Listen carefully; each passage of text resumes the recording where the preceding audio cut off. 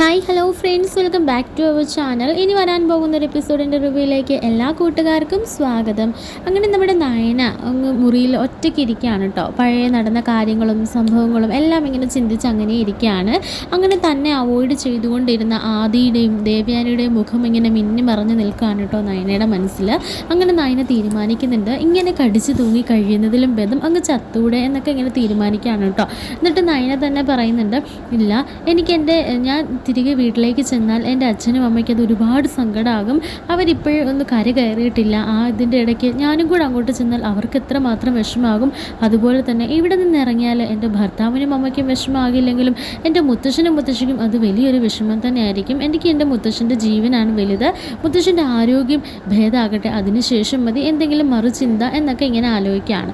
എന്നിട്ടും ആദ്യം തന്നോട് കാണിക്കുന്ന അവഗണനയും എല്ലാവരുടെ മുമ്പിൽ തന്നെ കുറ്റപ്പെടുത്തിയതും ദേഷ്യപ്പെട്ടതും അങ്ങനെ എല്ലാ കാര്യങ്ങളും ഇങ്ങനെ മനസ്സിൽ ഇങ്ങനെ ചിന്തിച്ചുകൊണ്ടിരിക്കുകയാണ് കേട്ടോ നയന. എന്നിട്ട് നയന എന്തോ ഒന്ന് മനസ്സിൽ ഉറപ്പിച്ചതുപോലെ അങ്ങനെ മുത്തശ്ശൻ്റെയൊക്കെ റൂമിലേക്ക് ചെല്ലുകയാണ്. അങ്ങനെ മുത്തശ്ശനോട് പറയുന്നുണ്ട്, മുത്തശ്ശ, എനിക്കൊരു കാര്യം പറയാനുണ്ട്.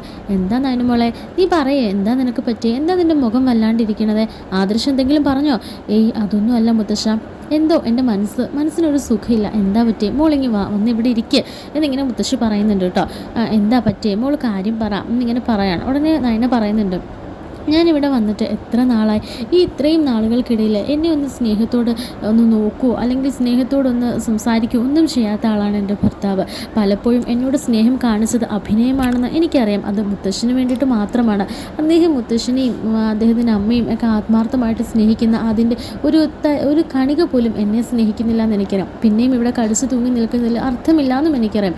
അതുമല്ല, മുത്തശ്ശൻ്റെ ജീവനെ ഓർത്തും മുത്തശ്ശൻ്റെ ഈ ഒരു സമയത്ത് മുത്തശ്ശൻ്റെ ആഗ്രഹം നിറവേറ്റാനും വേണ്ടി മാത്രമാണ് മുത്തശ്ശൻ ഞാനിപ്പോൾ ഇവിടെ നിൽക്കുന്നത്. അതുകൊണ്ട് എനിക്കൊരു കാര്യം പറയാനുണ്ട്. ആ റൂമിൽ എനിക്ക് അങ്ങനെ രണ്ട് ഇതായിട്ട് ജീവിക്കാൻ എനിക്ക് താല്പര്യമില്ല. ഞാനതുകൊണ്ട് എനിക്ക് ആദ്യം ഇവിടെ വന്നപ്പോൾ എനിക്കൊരു റൂം തന്നില്ലേ, ഞാൻ അവിടെ കഴിഞ്ഞോളാം, എനിക്കതാണ് സന്തോഷം എന്നൊക്കെ പറയാൻ കേട്ടോ. ഉടനെ മുത്തശ്ശൻ പറഞ്ഞിട്ട്, അതൊന്നും വേണ്ട മോളെ, നീ അങ്ങനെയൊക്കെ പറയുമ്പോൾ എൻ്റെ നെഞ്ചിൽ വല്ലാത്തൊരു വിഷമം. അങ്ങനെ ഞങ്ങളെല്ലാവരും നല്ല മുറിയിൽ നല്ല സൗകര്യത്തോടെ ഉറങ്ങുമ്പോൾ എൻ്റെ മരുമകൾ, എൻ്റെ കൊച്ചുമകൻ്റെ ഭാര്യ എന്ന് പറയുന്നത് നീ ഒരു വേലക്കാരിയെ പോലെ സ്റ്റോർ റൂമിൽ കഴിയുക എന്ന് പറഞ്ഞത് എനിക്ക് ചിന്തിക്കാൻ പോലും കഴിയില്ല. അന്ന് അങ്ങനെയൊക്കെ സംഭവിച്ചു. അതിന് ഞാൻ ഒരുപാട് വേദന അനുഭവിച്ചത്. പക്ഷേ ഇനി അങ്ങനെ നടക്കാൻ ഞാൻ അനുവദിക്കില്ല എന്നൊക്കെ പറയാൻ കേട്ടോ. ഉടനെ നയന പറയുന്നുണ്ട്, ഇല്ല മുത്തശ്ശ, ആർക്കാണെങ്കിലും ഒരു മാറ്റം അനിവാര്യമാണ്. ഞാനിപ്പോൾ പല രീതിയിലും പല തരത്തിലും ചിന്തിച്ചിട്ടാണ് ഈ ഒരു തീരുമാനം എടുക്കുന്നത്.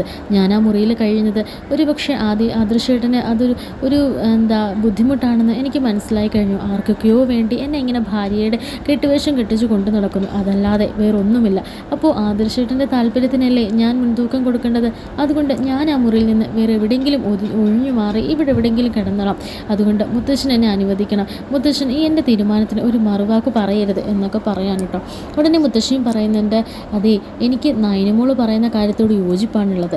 കാരണം ഇവൾ എന്തൊക്കെ ചെയ്താലും എത്ര നല്ല കാര്യം ചെയ്താലും അതൊന്നും ഈ ആദിക്കോ അല്ലെങ്കിൽ ദേവയാനിക്കോ അതൊന്നും അംഗീകരിക്കാൻ കഴിയില്ല. അതേസമയം ഇവളുടെ ഭാഗത്ത് നിന്ന് എന്തെങ്കിലും ഒരു തെറ്റ് കണ്ടാൽ അത് പൊക്കി പിടിച്ച് നടക്കാൻ അവർക്ക് രണ്ടുപേർക്കും നല്ല മിടുക്കുക. അതുകൊണ്ട് ആദിയുടെ മുറിയിൽ നിന്നും നയനമോൾ ഇറങ്ങട്ടെ. ശേഷം അവൻ എന്തെങ്കിലും ബുദ്ധിമുട്ടുണ്ടാകുമെന്ന് നമുക്കറിയാം. ഇത്രയും നാളും കൂടെ ഉണ്ടായിരുന്നവൾ ഒന്ന് പെട്ടെന്ന് മാറി നിൽക്കുമ്പോൾ എന്തെങ്കിലും അവനൊരു വ്യത്യാസം വരാതിരിക്കില്ല. അപ്പോൾ നമുക്ക് തിരിച്ചറിയാലോ അവൻ്റെ ഉള്ളിൽ എത്രമാത്രം സ്നേഹമുണ്ടെന്ന്. അതുകൊണ്ട് മോൾ മാറുന്ന തന്നെയാണല്ലോ, കുറച്ച് നാളത്തേക്കിന് ഒന്ന് മാറി നിൽക്കാം, അതിന് വലിയ കുഴപ്പമൊന്നുമില്ല എന്നിങ്ങനെ പറയാണ് കേട്ടോ. അങ്ങനെ ആ ഒരു അനുവാദം കിട്ടിയതോടെ നമ്മുടെ നയന നേരെ റൂമിലേക്ക് ചെല്ലുകയാണ് കേട്ടോ. എന്നിട്ട് തൻ്റെ ബാഗും സാധനങ്ങളും തൻ്റെ അവിടെ ഇട്ടിരുന്ന സാധനങ്ങളെല്ലാം ഇങ്ങനെ എടുക്കുകയാണ് കേട്ടോ. ആ ഒരു പെട്ടിയിലൊക്കെ ഇങ്ങനെ ആക്കുകയാണ്. എന്നിട്ട് തനിക്ക് തന്ന ആ പായയും ഒക്കെ ഇങ്ങനെ എടുക്കുകയാണ്. എന്നിട്ട് ആദ്യയുടെ ഫോട്ടോയിൽ നിറ കണ്ണുകളോടെ അങ്ങനെ നോക്കി നിൽക്കുകയാണ് കേട്ടോ നയന. എന്നിട്ട് ശേഷം ആ ബാഗും സാധനങ്ങളൊക്കെ ആയിട്ട് താഴേക്ക് വരികയാണ്. അങ്ങനെ നയന സ്റ്റെയർ ഇറങ്ങി വരണം കാണുകയാണ് എല്ലാവരും. അതായത് എല്ലാവരും തന്നെ ഹോളിൽ കോഫിയൊക്കെ കുടിച്ചിട്ട് ഇരിപ്പുണ്ടായിരിക്കും. ആ സമയത്ത് നമ്മുടെ ആദ്യം ഒക്കെ ചോദിക്കുന്നുണ്ട്, ഇതെന്താ താൻ പെട്ടിയും പിടക്കൊക്കെ ആയിട്ട് ഇത് എങ്ങോട്ടാണ് താൻ പോകണത് എന്നിങ്ങനെ ചോദിക്കുമ്പോൾ, അത് പിന്നെ ഞാനിവിടെ വന്ന സമയത്ത് ഒരു മുറി തന്നിട്ടുണ്ടായിരുന്നല്ലോ, ആ മുറിയിലേക്ക് തന്നെ അങ്ങ് പോകാമെന്ന് തീരുമാനിച്ചു. പിന്നെ എന്നും ഇങ്ങനെ അഭിനയിച്ച് ജീവിക്കാനൊന്നും എനിക്കറിയാം. അതുകൊണ്ട് എന്നോട് ഇഷ്ടമുള്ളവർ എന്നോട് ആ ഒരു രീതി പെരുമാറുന്ന സമയത്ത് എനിക്ക് ആ മുറിയിലേക്ക് കയറിയാൽ മതിയെന്ന് തോന്നി. അങ്ങനെ എന്നും കടിച്ചു തൂങ്ങി നിൽക്കാൻ കഴിയില്ലല്ലോ. പിന്നെ തിരിച്ച് വീട്ടിലേക്ക് പോകണമെന്ന് തീരുമാനിക്കാത്തതിൻ്റെ കാരണം മുത്തശ്ശൻ മാത്രമാണ്. മുത്തശ്ശൻ്റെ ജീവനും ഇപ്പോഴത്തെ ആരോഗ്യസ്ഥിതിയും ഉദ്ദേശിച്ച് മാത്രമാണ് ഞാനിവിടെ നിൽക്കുന്നത്. അതുകൊണ്ട് എനിക്ക് തന്ന പഴയ സ്റ്റോർ റൂമിലേക്ക് തന്നെ പോകുക, ആർക്കും ഒരു ശല്യമാകരുതെന്ന് എനിക്ക് നിർബന്ധമുണ്ട്. അതുപോലെ തന്നെ പെണ്ണായി പിറന്നെന്നും പറഞ്ഞുകൊണ്ട് എല്ലാവരുടെയും അടിമയായി ജീവിക്കേണ്ട കാര്യമൊന്നുമില്ലല്ലോ. സ്വന്തമായിട്ട് തീരുമാനങ്ങൾ എടുക്കാനുള്ള അവകാശവും അധികാരവും എനിക്കുണ്ടെന്ന് തോന്നി, അതുകൊണ്ടാണ് എന്നിങ്ങനെ പറയാൻ കേട്ടോ. അതിനൊരു മറുവാക്ക് പോലും പറയാതെ ആദ്യം പുച്ഛിച്ച് തള്ളി നീക്കുന്ന പോലെ അങ്ങ് നിൽക്കുമായിരുന്നു കേട്ടോ. ദേവയാനിക്കാണെങ്കിൽ ആകെ സന്തോഷമായി, എല്ലാം കലങ്ങി തെളിയുവാണല്ലോ എന്ന് മനസ്സിലാക്കുകയാണ് ദേവയാനി.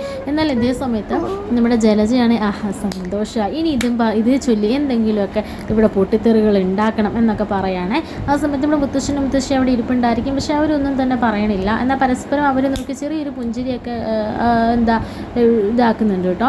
എന്നാൽ നമ്മുടെ ചെറിയമ്മ അങ്ങ് ചൂടാകുകയാണ് നയനോട്. എന്താ നയനമോളെ നീ കാണിക്കുന്നത്? പല പ്രശ്നങ്ങളും ഉണ്ടാവും, അതൊക്കെ ചില തെറ്റിദ്ധാരണകളുടെ പേരിലുമൊക്കെയാണ്. നിങ്ങൾ ഒന്ന് അടുത്ത് വന്നതല്ലേ, അപ്പോഴേക്കും അടുത്ത പ്രശ്നം. പിന്നെ അതൊന്നും സാരമാക്കണ്ട, എല്ലാം നല്ല രീതിക്ക് തന്നെ നടക്കും, നീ വിഷമിക്കാതെ നീ തിരിച്ച് റൂമിലേക്ക് പോകും. അതൊന്നും ശരിയായ നടപടിയല്ല നയനമോളെ, പിന്നെ നീ എന്നേക്കും ഇവിടെ കഴിയേണ്ടി വരും. അതുകൊണ്ട് നീ ഇപ്പോൾ താമസിക്കുന്ന പോലെ തന്നെ നീ താമസിച്ചാൽ മതി. അച്ഛനും അമ്മയും കണ്ടിട്ടെന്താ മിണ്ടാതിരിക്കുന്നത്? നയനമോള് പറഞ്ഞൊക്കെ കേട്ടോ എന്നൊക്കെ ഇങ്ങനെ ചോദിക്കുകയാണേ. ഉടനെ ചെറിയമ്മയോട് മുത്തശ്ശൻ ചോദിക്കുന്നുണ്ട്, നിനക്കെന്താ ഇത്ര സങ്കടം? അവളുടെ ഭർത്താവിനോ അമ്മയ്ക്കോ ഇല്ലാത്ത സങ്കടം നിനക്കെന്തിനാ? അവർക്ക് സങ്കടം ഉണ്ടാവില്ല, കാരണം അവർ നയനെ അംഗീകരിച്ചിട്ടില്ലല്ലോ. പക്ഷേ എനിക്കതുപോലല്ല, എനിക്ക് അവൾ മകളെ പോലെയാണ്.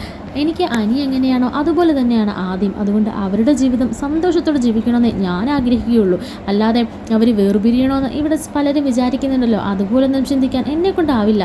അച്ഛാ, അവളോട് മുറിയിലേക്ക് കയറി പോകാൻ പറ, നിങ്ങൾ പറഞ്ഞാലേ അവളിനെ കേൾക്കൂ എന്നൊക്കെ പറയാൻ കേട്ടോ. ഉടനെ നമ്മുടെ മുത്തശ്ശൻ പറയുന്നുണ്ട്, അവൾക്കും അവകാശമില്ലേ ഈ വീട്ടിൽ താമസിക്കുമ്പോൾ? അവളുടേതായ ന്യായീകരണങ്ങളും അവളുടേതായ ശരികളും അവളുടേതായ സ്വാതന്ത്ര്യവും ഒക്കെ അവൾക്ക് എടുക്കാമല്ലോ. അതുകൊണ്ട് അവളുടെ തീരുമാനത്തോട് ഞാൻ യോജിക്കുന്നു. അവൾക്ക് എന്താണോ ശരിയെന്ന് തോന്നുന്നത് അത് അവൾ ചെയ്യട്ടെ എന്നിങ്ങനെ മുത്തശ്ശൻ പറയാണ് കേട്ടോ. അങ്ങനെ പിന്നെ നയന നേരെ റൂമിലേക്ക് പോയി പൊടി തട്ടി എല്ലാം വൃത്തിയാക്കുകയൊക്കെ ചെയ്യുകയാണ്. അങ്ങനെ നയന അവിടെ ആയിരിക്കും താമസിക്കാൻ തീരുമാനിക്കുന്നതിന് മുതൽ. അങ്ങനെ എന്നിട്ട് മുത്തശ്ശൻ പറയുന്നുണ്ട്, മോളെ ഇന്ന് അമ്പലത്തിൽ പോയപ്പോൾ ജോത്സ്യൻ പറഞ്ഞത് നീ ഓർക്കുന്നില്ലേ? നിങ്ങൾ രണ്ടുപേരും സംഗമിക്കുന്ന ഒരു സമയമുണ്ട്, ആ സമയത്ത് ഈശ്വരന്മാർ പോലും നിങ്ങളെ അനുഗ്രഹിക്കുന്ന ഒരു സമയമാണ് എന്നൊക്കെ പറഞ്ഞത് ഓർക്കുന്നില്ല? അപ്പോൾ നിങ്ങളുടെ ജീവിതത്തിൽ ചില കരടുകളും പ്രശ്നങ്ങളും ഒക്കെ ഉണ്ടാവും, പക്ഷേ അതിനെയൊക്കെ തരണം ചെയ്ത് സന്തോഷത്തോടെ ആരോഗ്യത്തിന് ദീർഘായുസ്സോടുകൂടിയൊക്കെ നിങ്ങൾ ജീവിക്കുമെന്നുള്ള കാര്യം എനിക്ക് ഉറപ്പാണ്. അപ്പോൾ അതിനിടയിലെ ചെറിയ പൊട്ടിത്തെറികളായിട്ട് മാത്രം മോളിതിനെ കണ്ടാൽ മതി. എത്രയും പെട്ടെന്ന് തന്നെ അവൻ്റെ മനസ്സിലും അവൻ ഭാര്യയായി അംഗീകരിച്ച് നീ അവൻ്റെ മുറിയിലേക്ക് തിരികെ ചെല്ലുമെന്ന് എനിക്ക് ഉറപ്പാണ്. ആ ഒരു വിശ്വാസം, ആ ഒരു ആത്മവിശ്വാസം എൻ്റെ മനസ്സിലുണ്ട്. അതുകൊണ്ടാണ് ഇന്ന് നിന്നെ ഞാൻ ഈ സ്റ്റോർ റൂമിൽ കിടത്താൻ ഞാൻ സമ്മതിച്ചത്. അല്ലെങ്കിൽ ഈ മുത്തശ്ശൻ ഒരിക്കലും നിന്നെ അനുവദിക്കില്ല. മുത്തശ്ശൻ അവിടെ കിടന്നുറങ്ങുമ്പോൾ നിന്നെ ഈ മുറിയിൽ കൊണ്ട് തള്ളാൻ ഞാൻ സമ്മതിക്കില്ലായിരുന്നു. പക്ഷേ എല്ലാം നിൻ്റെ നല്ല ജീവിതത്തിന് വേണ്ടിയാണെന്ന് ഓർക്കുമ്പോൾ അതുകൊണ്ട് മാത്രമാണ് ഞാൻ സമ്മതിക്കുന്നത്.